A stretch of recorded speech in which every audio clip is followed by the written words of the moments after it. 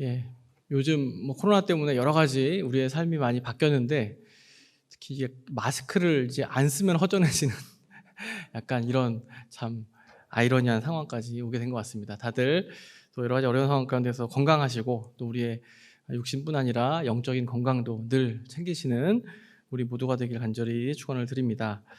지금부터 딱 한 달 전인 4월 15일에 무슨 일이 있었는지 기억나십니까? 국회의원 선거가 있었습니다. 딱 한 달 됐는데요, 벌써.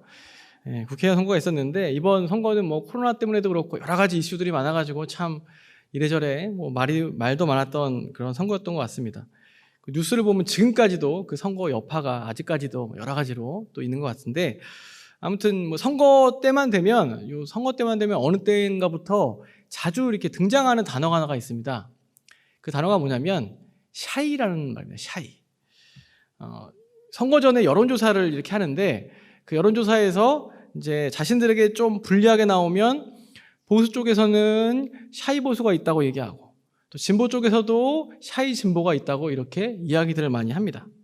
실제로 그런 샤이 보수나 샤이 진보가 얼마나 있는지는 저는 잘 모르겠습니다. 정치 이야기를 말씀드린 건 아니고요. 이 샤이라는 단어 때문에 잠깐 말씀을 드렸는데 이 샤이라는 단어는 사전적인 뜻을 보면 뒷걸음질 치다, 꽁무니를 빼다, 무엇을 피하다 이런 뜻을 갖고 있습니다.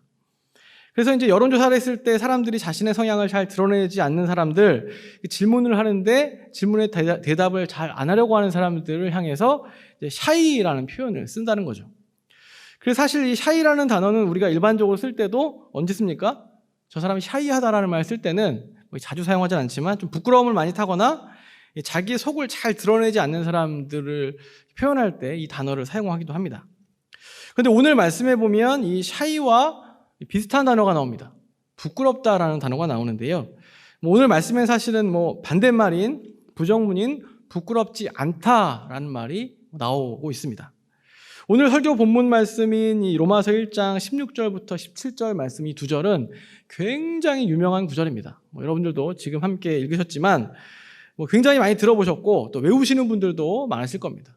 또 이 말씀은 또 종교개혁 그때 기념일 때 또 많이 또 이렇게 말씀이 전해지기도 하고 특히 로마서가 이 신약 성경 전체뿐 아니라 이 성경 전체에서도 복음을 잘 또 설명해 주는 책이라고 알려져 있는데 그 중에서 또 여러 주옥과 같은 로마서 말씀 중에서 또 이 1장 16절 17절은 그 중에서 특히 또 손에 꼽히는 아주 유명한 말씀입니다. 저도 이 말씀은 수도 없이 많이 읽었습니다. 또 신대원 시험을 보게 되면 암송구절이라고 있습니다. 토시 하나까지 다 외워야 되는 암송구절이 있는데 그 암송구절에도 이 말씀은 꼭 들어가는 말씀입니다. 근데 참 익숙한 말씀이고 참 여러 번 외우고 묵상했던 말씀인데 저는 근데 이 말씀을 대할 때마다 한 가지 궁금증이 있었습니다. 그 궁금증이 뭐냐면 내가 복음을 부끄러워하지 않는다라는 이 표현 때문이었습니다. 왜 사도 바울은 자신이 복음을 부끄러워하지 않는다라는 표현을 썼을까? 이 궁금증이 항상 마음 한곁에 있었는데요. 물론 이 말씀이 이러이러한 뜻으로 사도 바울이 썼을 거야 라고 하는 것은 저도 어느 정도 이렇게 생각을 합니다.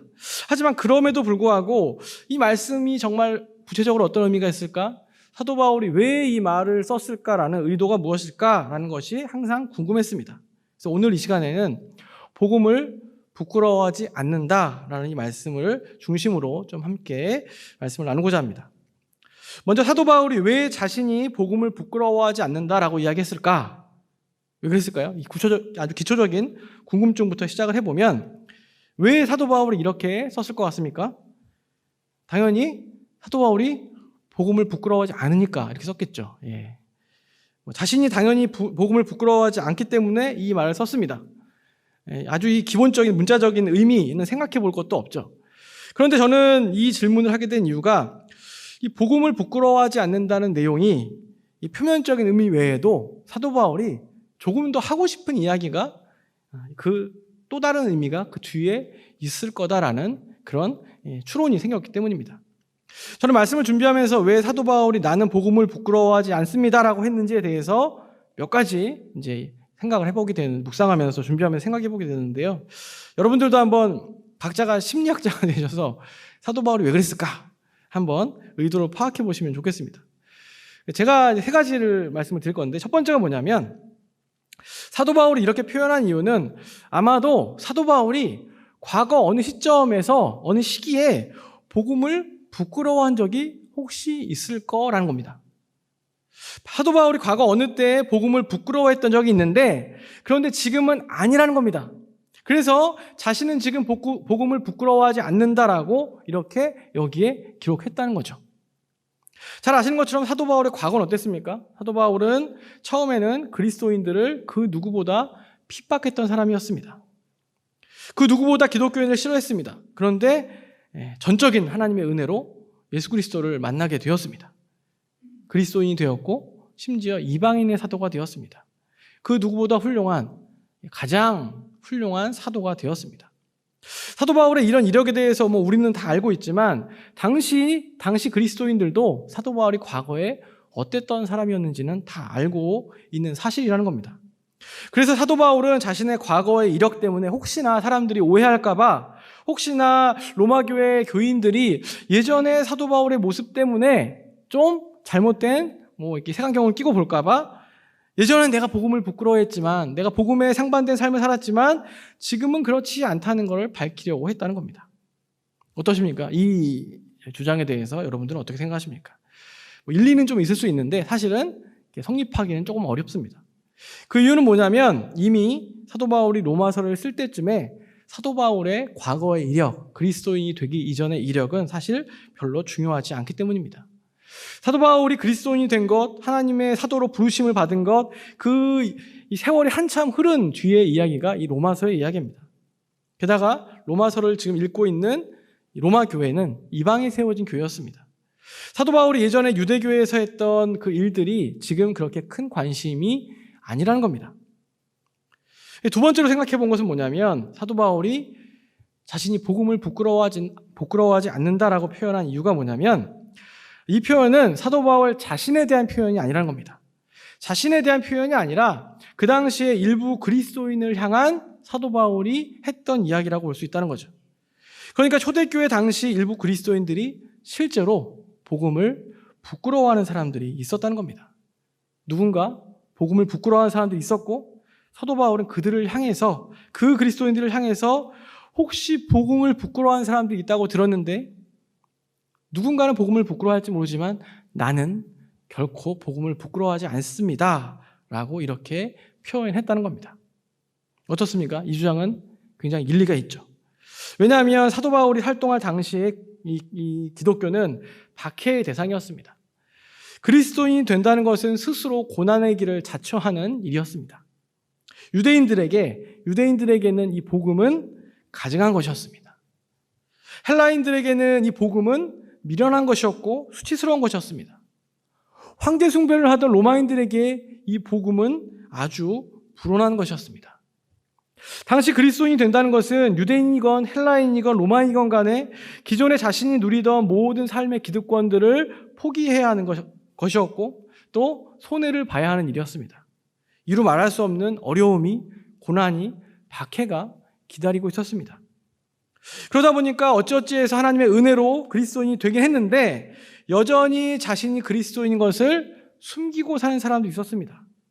심지어 자신이 믿는 복음을 부끄러워하는 사람들도 있었다는 겁니다. 사도 바울은 그런 성도들을 향해서 나를 봐라. 나는 수많은 고난과 박해를 겪고 있고 지금도 여전히 겪고 있지만 결코 복음을 부끄러워하지 않는다 라고 이야기했다는 겁니다. 우리나라도 기독교가 처음 들어왔을 때 이런 비슷한 경우들이 많이 있었습니다. 우리나라 처음에 기독교인들 역시 어쩌면 복음이 부끄러운 것이 되는 사람들이 있었다는 거죠. 분명히 예수를 믿고 기독교인이 되었는데 주변에서 난리가 나는 겁니다. 서양 귀신을 믿는다고 난리가 나고 집에서뿐 아니라 마을 사람들이 손가락질을 하고 쫓겨나게 생겼습니다. 집안에 무슨 안 좋은 일이라도 생기면 네가 서양 귀신 믿었기 때문에 이런 일이 생기는 것이라고 그렇게 비난을 합니다. 복음을 부끄러워하지 않는 것, 그것도 지속적으로 계속해서 복음을 부끄러워하지 않는 삶을 사는 것이 어쩌면 쉽지 않은 일일 수도 있었다는 겁니다. 일본 기독교 역사에도 보면 굉장히 독특한 사람들이 있는데 소위 말해서 숨겨진 그리스도인이라는 사람도 있었습니다. 에도막부 시대에 기독교의 박해가 너무 심해져가지고 에도막부 시대에 이제 이 기독교에 대한 박해가 너무 심해지자 이 기독교인들, 엄밀히 말하면 그 당시는 천주교인들이라고 할 수 있는데요. 이들이 겉으로는 기독교인인 것을 드러내지 않습니다. 박해를 피하기 위해서 겉으로는 기독교인인 것을 드러내지 않는데 근데 속으로는 기독교 신앙을 유지했던 사람들이 있었습니다. 이 사람들을 향해서 숨겨진 그리스도인이라는 표현을 씁니다. 좀 특이한 경우인데요. 소위 말해서 지금 말하면 샤이 기독교인들이었다고 할 수 있다는 거죠. 이런 일들은 뭐 지금도 사실은 선교지에서는 또 일어날 수 있는 일입니다. 왜냐하면 지금도 선교지에서는 회심을 하고 기독교인이 되면 사람들이 손가락질을 당하고 박해를 당하기도 하고 또 자신의 공동체에서 쫓겨나는 일들도 많이 있습니다. 그렇다면 성도 여러분들 어떠십니까? 요즘에는 우리나라는 특별한 경우가 아니면 교회 다닌다고 예수 믿는다고 물리적인 어떤 박해를 당하거나 고난이 찾아오는 그런 시대도 그런 나라도 아닙니다. 하지만 교회 밖으로 나가보면 교회와는 거리가 멀고 복음과는 거리가 먼 문화가 우리 주변에 다 가득하고요. 그런 사람들이 가득합니다. 그러다 보니 어쩌면 나도 모르게 내가 가진 신앙을 부끄러워하는 마음이 나도 모르게 들 수도 있다는 겁니다. 부끄러울 정도는 아니지만 굳이 내가 믿는 복음을, 내가 믿는 신앙을 일부러 드러내지 않는 것도 좀 쑥스러워하는 것들도 그런 모습들도 있다는 거죠. 내가 혹시 그리스도인인 것이 알려지면 주변 사람들의 시선이 달라질까 봐 걱정도 되고요. 내 말과 행동이 자유롭지 못할까 봐 염려되는 모습도 있을 수 있다는 겁니다. 다시 말씀드리지만 샤이한 마음이 들 수 있다는 거죠. 이런 일은 충분히 가능한 일이고 실제로 저도 성도님들 중에 이런 이야기를 하는 것도 들은 적이 있습니다. 인간적으로는 우리가 이해가 되죠. 인간적으로는 이해가 됩니다. 이 불신앙의 사회에서 정말 불신앙의 사회, 하나님이 없는 이 사회에서 전혀 기독교적이지 않은 이 사회에서 그리스도인으로 살아가는 것, 신앙인으로 살아가는 것 얼마나 어려운 일입니까? 정말 어려운 일이죠. 이런 이야기를 들을 때마다 정말 치열하게 살아가는 성도님들의 이야기를 들을 때마다 정말 이 세상 가운데 그리스도인으로 사는 것이 얼마나 힘든 일인가를 새삼 느끼게 될 때가 많이 있습니다.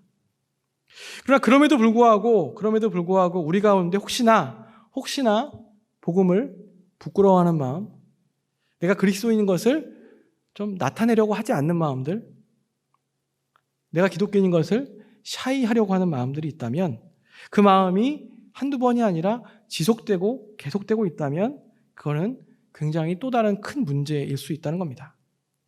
복음을 부끄러워하는 일, 내가 그리스도인인 것이 왠지 밝히 꺼리는 일이 된다면 그건 다른 말로 하면 뭐라고 얘기할 수 있냐면 복음과 나의 삶과 거리가 굉장히 멀리 떨어져 있는 증거일 수 있다는 겁니다. 내가 복음을 어떻게 여기고 있는지 다시 한번 점검해 볼 필요가 있습니다. 복음이 나에게 어떤 의미인지 다시금 돌아볼 필요가 있다는 겁니다. 사도 바울은 이런 사람들을 향해서 이야기하고 있는 겁니다. 여러분들 중에 혹시 여러 상황이나 여러 환경 때문에, 여러 가지 여건 때문에 혹시나 복음을 부끄러워하는 사람들이 있습니까? 주변 사람들의 눈 때문에 복음을 부끄러워하는 사람들이 있습니까? 그러나 나는 고난과 박해 가운데서도 사람들의 손가락질에도 결코 복음을 부끄러워하지 않습니다. 이렇게 오늘 말씀에서 선언하고 있다는 겁니다. 지금까지 살펴본 이 두 번째 생각은 굉장히 일리가 있고 타당성이 있습니다. 사도 바울의 마음, 사도 바울이 어떤 의미로 나는 복음을 부끄러워하지 않습니다라고 했는지 충분히 공감이 가는 이야기입니다. 근데 저는 말씀을 준비하면서 이 정도로는 또 만족이 되지 않았습니다. 사도 바울에게는 이 복음을 부끄러워하지 않는다는 이 말 안에 단순히 지금 말씀드린 이런 내용보다 더 중요한 의미가 또 있지 않겠는가라는 그런 의문이 들었습니다. 그래서 좀 더 고민하게 되었는데요. 그러면서 묵상하면서 생각해 된 세 번째, 사도 바울이 복음을 부끄러워하지 않는다고 표현한 이유는 뭐냐면, 물론 사도 바울이 복음을 부끄러워했거나 혹은 복음을 부끄러워하는 사람들에게 했던 충고나 경고일 수도 있지만 오히려 그보다 이 표현이 정말 이 표현을 통해 사도 바울이 하고자 했던 의도는 뭐냐면 자신이 반대로 복음을 너무나 자랑스러워한다는 것을 보여준다는 겁니다. 내가 너무나 복음을 자랑스러워한다는 것을 알려주기 위해서 반어법을 사용해서 오히려 강조하고 있는 거죠. 부정을 통해서 오히려 긍정을 강조하고 있는 거라는 표현, 강조하는 표현이라는 겁니다. 내가 부끄러워한다는 의미가 아니라 적극적으로 나는 자랑한다, 자랑스러워한다라고 말하고 있다는 겁니다. 나는 복음을 부끄러워하지 않는다라는 표현 뒤에 진짜 메시지는 나는 절대로 복음을 부끄러워하지 않습니다. 아니, 부끄러워할 수 없습니다. 오히려 나는 복음을 너무나 자랑스럽게 생각합니다. 이 표현이 담겨 있다는 겁니다. 사도 바울은 복음이란 절대로 부끄러워할 수 없는 오히려 자신의 삶의 전부이자 절대적인 것이라는 것을 오히려 부정문을 통해서 반어법적으로 그렇게 이야기하고 있다는 겁니다. 이제 설교 서두에 말씀드렸던 이 문제, 궁금증은 어느 정도 해결이 되었습니다. 왜 사도 바울이 굳이 내가 복음을 부끄러워하지 않는다라고 표현했을까? 아마 여러분들도 어느 정도 이해가 되실 겁니다. 이어서 함께 이 시간에 살펴볼 내용은 뭐냐면 복음이 부끄럽지 않은 이유입니다. 그렇다면 복음이 부끄럽지 않은 이유가 뭔가? 사도 바울이 선포한 것처럼 우리들 역시 우리 삶 가운데서 복음이 부끄럽지 않은 이유, 내가 믿는 이 복음이 부끄럽지 않은 이유, 복음을 자랑스럽게 생각하고 복음을 선포하는 삶을 살아야 하는 이유가 무엇인가 하는 겁니다. 그 이유를 저는 오늘 오늘 말씀을 통해서 2가지 정도만 살펴보려고 합니다. 첫 번째는 뭐냐면, 첫 번째로 복음이 부끄럽지 않은 이유, 그게 뭐냐면 복음은 모든 믿는 자에게 구원을 주시는 하나님의 능력이 되기 때문입니다. 16절 말씀해 보시면 복음은 모든 믿는 자에게 구원을 주시는 능력인데 먼저는 유대인이고 그 다음은 헬라인이다 라고 표현하고 있습니다. 먼저는 유대인이고 다음은 헬라인이다라는 표현은 단순히 순서를 말하는 겁니다. 순서를 말하는 것뿐이지 이 복음이 유대인에게는 먼저 특혜를 주고 그 다음에 헬라인에게는 더 다음 특혜를 준다 이런 말이 아닙니다. 유대인이 복음을 먼저 받았기 때문에 그에 따른 먼저 받은 사람들의 책임이 있는 것뿐이지 유대인이든 헬라인이든 복음의 영향력은 누구에게나 똑같다는 겁니다. 복음은 어느 특정 부류, 일부 유대인들 혹은 지위가 높은 사람들 이들에게만 해당되는 것이 아니라는 겁니다. 그래서 사도 바울은 복음이 미치는 영향력의 범위를 뭐라고 말하냐면 모든 믿는 자라고 표현하고 있습니다. 복음 앞에서 유대인이건 이방인이건 다 동일하다는 겁니다. 이 말씀을 여러분들 아마 다 당연하게 생각하실 겁니다. 복음이야 당연히 모든 사람 앞에서 다 동일한 거 아닙니까? 복음 앞에서 유대인이건 이방인이건 동일한 것, 차별이 없는 것, 당연한 일 아닙니까? 라고 생각하실지 모르겠습니다.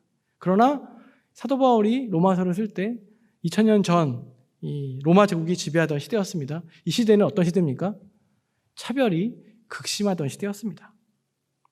민족 간의 차별이 있었을 뿐 아니라 계급과 계층 간의 차별이 있었고 남녀노소 간의 차별이 있었습니다. 온갖 차별이 당연시되던, 차별이 너무나 당연시되던 사회였습니다. 그런데 그런 사회에서 사도 바울이 뭐라고 선포하고 있냐면 복음 앞에서는 어떠한 차별도 없다고 선언하고 있는 겁니다. 당시 사람들이 이 이야기를 들었을 때 어떤 생각이 들었을까요? 우리는 당연하다고 생각하지만 그 당시 사람들에게 복음 앞에서는 그 누구도 차별이 없습니다 라고 말한 이 소리는 그 당시 사람들은 해괴망측한 이야기로 들리는 겁니다. 말도 안 되는 이야기로 들렸다는 겁니다.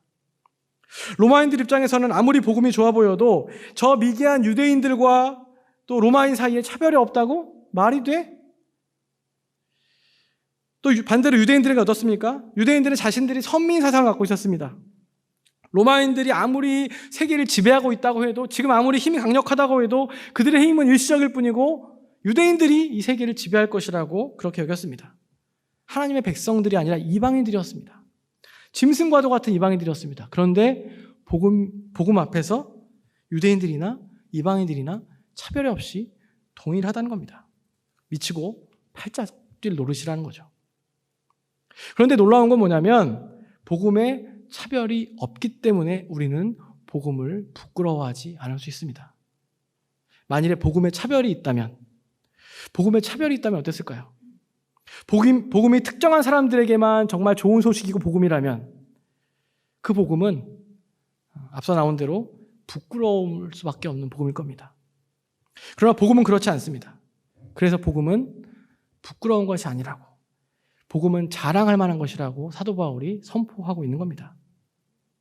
또 하나 복음이 부끄럽지 않은 이유는 17절을 통해서 우리가 볼 수 있는데요. 17절 말씀을 함께 읽겠습니다. 17절 말씀입니다. 복음에는 하나님의 의가 나타나서 믿음으로 믿음에 이르게 하나니 기록된 바 오직 의인은 믿음으로 말미암아 살리라 함과 같으니라. 아멘. 이 말씀을 단순히 이야기하면 모든 사람들은 복음을 통해서 의롭게 될 수 있습니다. 그런데 그 과정에서 필요한 것이 딱 한 가지가 있습니다. 필요한 것이 딱 하나가 있는데 그 하나가 뭐냐면 바로 믿음입니다.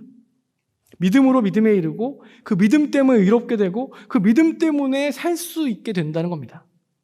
그런데 이 말씀이 왜 복음을 부끄러워하지 않을 수 있는 근거가 되냐면 복음을 받아들이기 위해서, 다시 말하면 우리가 구원을 받고 의롭게 되기 위해서 믿음 외의 것이 필요하다면, 믿음 외에 다른 것이 필요하다면 복음은 부끄러워하지 않는 것이 될 수 없습니다.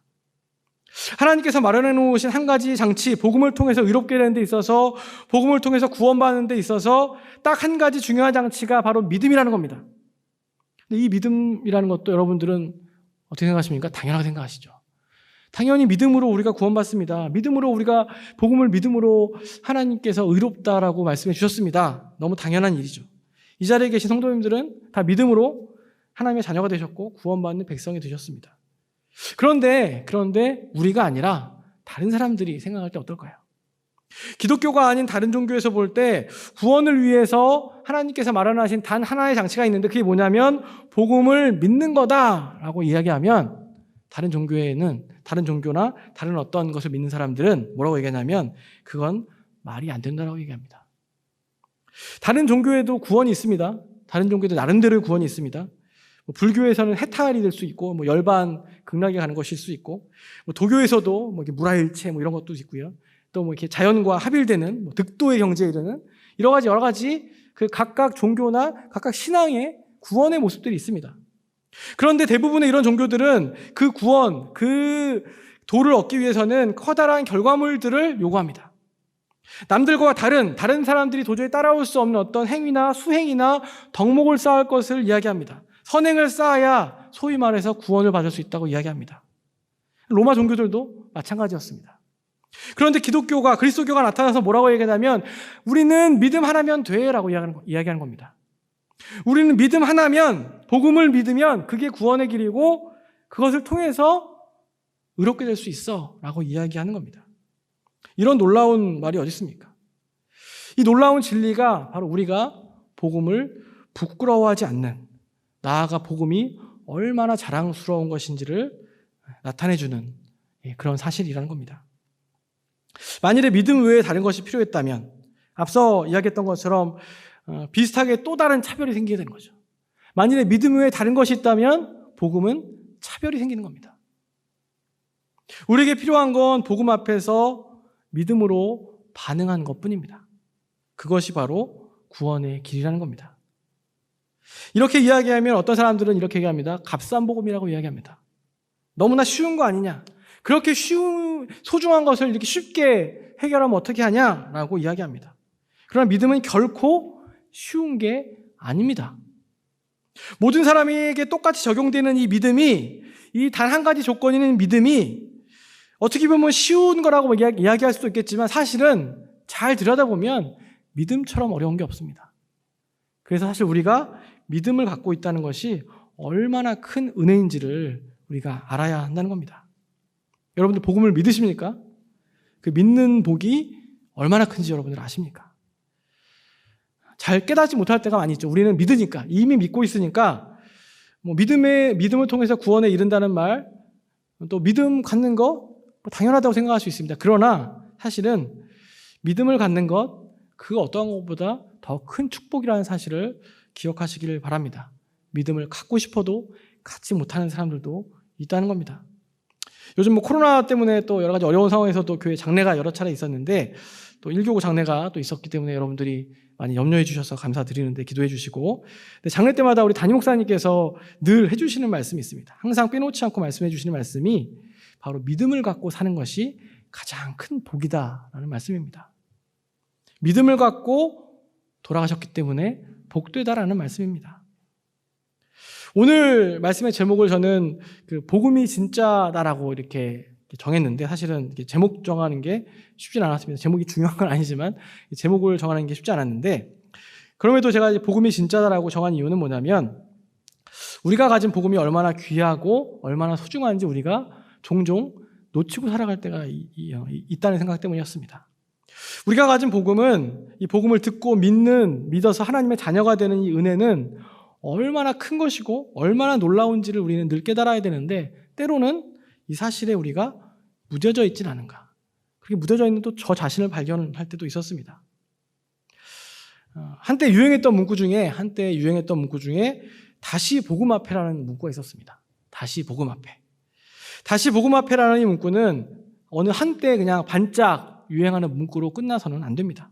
우리는 늘 매일 복음 앞에 서야 합니다. 복음 앞에서 우리를 돌아봐야 하고 복음의 능력을 덧입어야 합니다. 사랑하는 성도 여러분, 오늘 말씀에서 복음은 구원을 주시는 하나님의 능력이라고 표현합니다.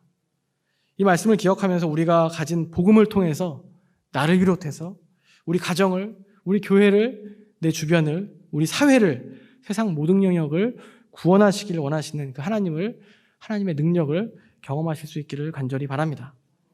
앞서 사도 바울이 복음을 부끄러워하지 않는다라고 표현한 건 복음이 너무나 자랑스럽기 때문에 그렇게 표현한 것이라고 말씀을 드렸습니다. 사도 바울은 자신은 복음 외에, 십자가 외에는 자랑할 것이 없다라고 고백합니다.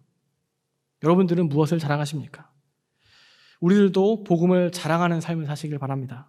나아가 복음을 열망하시고 또 기꺼이 기쁨으로 그 복음을 전하며 복음 앞에 서며 살아가는 저와 여러분들 되시기를 간절히 축복합니다.